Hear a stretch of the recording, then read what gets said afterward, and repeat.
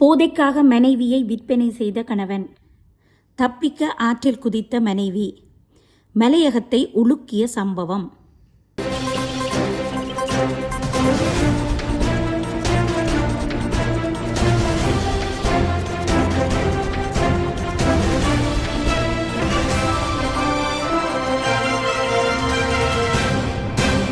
இன்று போதையால் முழு இலங்கையும் சிதைவடைந்து வருகிறது.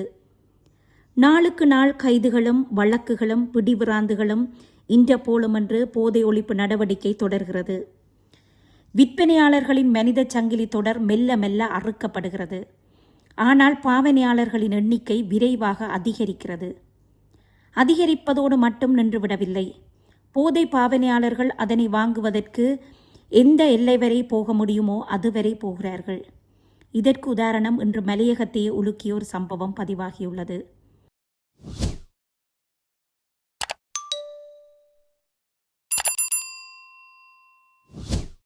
இலங்கையிலா நடக்கிறது?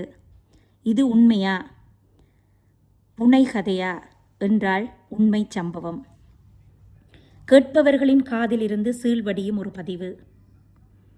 காலை வேளை ஆளரவமற்ற இடமான கண்டி ஏரியில் ஒரு இளம் பெண் தவறான முடிவெடுக்கும் நிலையில் ஏரியில் குதித்துள்ளார்.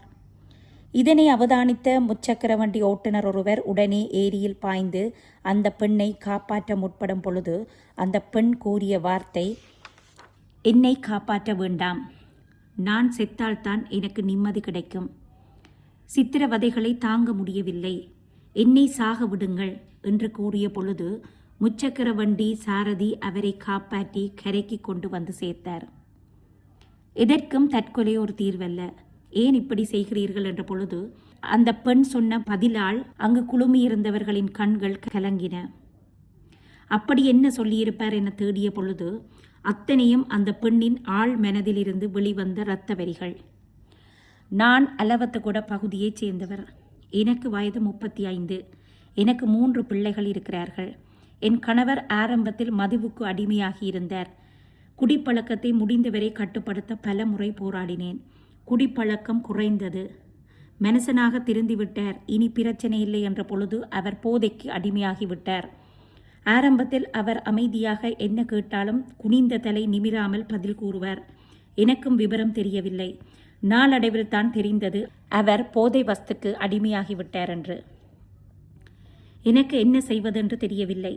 ஏலவே ஒரு கிட்னியை விற்று 11 லட்சம் ரூபாய் பெற்று அந்தளவு பணத்தையும் போதை பாவனைக்கே பயன்படுத்திவிட்டார். அந்த பணமும் முடிந்து விட்டது.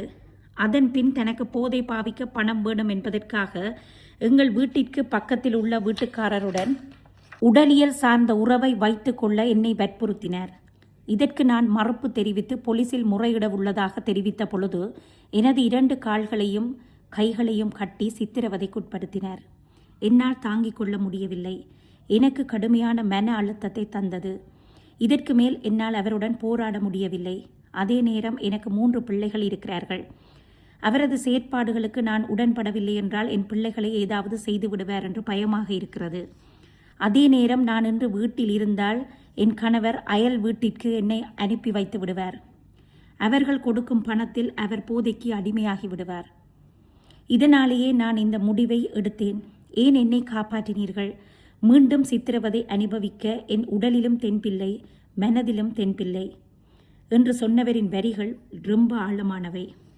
அப்படி இருந்தும் அந்த பெண்ணை பேராதன வைத்தியசாலைக்கு அனுப்பி வைத்துள்ளதுடன் அவரது 3 குழந்தைகளின் பாதுகாப்பை உறுதி செய்யுமாறு தேசிய குழந்தைகள் பாதுகாப்பு ஆணைக்குழுவுக்கும் அக்குரண பிராந்திய செயலகத்துக்கும் அறிவிக்கப்பட்டுள்ளது. பாதுகாக்க வேண்டிய கணவன் பொருளைப் போல் மனைவியை விற்பனை செய்து அந்த பணத்தில் போதை பாவிக்கும் மனோநிலையில் இருக்கிறார் என்றால் இந்த குடும்பத்தின் எதிர்காலம் என்னவாக போகிறது? சந்தேக நபரான கணவருக்கு வயது 35. பாதிக்கப்பட்ட மனைவிக்கும் வயது 35. 3 சிறு பிள்ளைகள். இவர்களின் எதிர்காலம் என்னவாக போகிறது? ஒரு காலத்தில் போரால் பாதிக்கப்பட்டு பெற்றவர்களை இழந்த குழந்தைகளால் இலங்கையில் பல சிறுவர் இல்லங்கள் தோன்றின. இன்று போர் முடிந்து சிறுவர் இல்லத்தில் உள்ள குழந்தைகள் மெல்ல மெல்ல கல்வி கற்று தங்கள் கால்களில் நிற்கிறார்கள். இன்று அவர்களின் வெற்றிடத்தை நிரப்ப போதையின் வடிவில் பாதிக்கப்பட்ட குழந்தைகள் இல்லங்களுக்கு வருகிறார்கள். பெற்றவர்கள் உயிரோடு இருக்கும் பொழுது பிள்ளைகளை போதை பிரித்து வைக்கும் நிலை பரிதாபத்துக்குரியது. போதையால் பெற்றவர்களை கொலை செய்கிறார்கள். உடன் பிறந்தவர்களை துஷ்பிரயோகத்துக்கு உட்படுத்துகிறார்கள். நண்பர்களாக பழகியவர்களை போதை அடிமையானதும் கொலை செய்கிறார்கள். வன்புணர்வுக்கு உட்படுத்துகிறார்கள். பாடசாலையில் ஆசிரியர்கள் வகுப்பறைக்கு வருவதற்கே தயக்கம் காட்டும் நிலை காணப்படுகிறது. வீதிகளில் பெண் பிள்ளைகள் திரிவதற்கு பயமாக இருக்கிறது. இதனைவிட வேலைக்கு போகும் பெற்றோர்கள் பிள்ளைகளை தனியார் கல்வி நிறுவனங்களுக்கு அழைத்து செல்ல முடியாத நிலையில் அந்த பிள்ளைகளை ஆன்லைன் வகுப்பிற்காக பிள்ளைகளை தயார் செய்து அந்த பிள்ளைகளின் தொலைபேசி இலக்கங்கள் பதியப்படும் பொழுது அவற்றை பிரதியெடுத்து தவறான கண்ணோட்டத்தில் அந்த மாணவிகளுக்கு தவறான குறுஞ்செய்திகளை அனுப்பி வரும் மாணவர்களால் பெண் பிள்ளைகளின் இணையவழி கல்வி நடவடிக்கைகள் கூட தடையாக இருக்கிறது. இன்று போதை பல வடிவங்களில் ஊடுருவிவிட்டது. இன்று எங்கோ நடப்பதாக செய்தியாக பார்க்கும் எமக்கு எம்மவர்களின் வீடுகளை எப்போ போதை தட்டி பார்க்க போகிறதோ தெரியாது. இன்று போதை பாவனை ஆண்கள், பெண்கள், சிறுவர்கள், முதியவர்கள் என்று பாகுபாடற்ற நிலையில் பரவி வருகிறது. கட்டுப்படுத்த வேண்டிய பொறுப்பு அரசுக்கு மட்டுமல்ல, சமூகத்துக்கும் இருக்கிறது. எங்கள் குடும்பத்துடன் அயல் குடும்பத்தையும் கவனித்துக் கொள்ளும் பக்குவம் நமக்கு வர வேண்டும். கணவனோ மனைவியோ பிள்ளைகளோ பாவிப்பதை உணர்பவர்கள் அவர்களை தயவு செய்து நன்னடத்தை பிரிவுக்கு அனுப்பி வையுங்கள். சமூகத்தை பார்த்து அவர்களை மறைத்து வீட்டுக்குள் வைத்திருந்தால் ஒரு நாளைக்கு வீட்டுக்குள் நடக்கும் விபரீதத்தை ஊரே கைகொட்டி வேடிக்கை பார்க்கும். நாளைய இளைஞர்கள் போதையால் பாதிக்கப்பட்ட இளைஞர்களாக வரலாற்றில் பதியப்பட போகிறார்கள் என்பதுதான் வேதனையான விடயம்.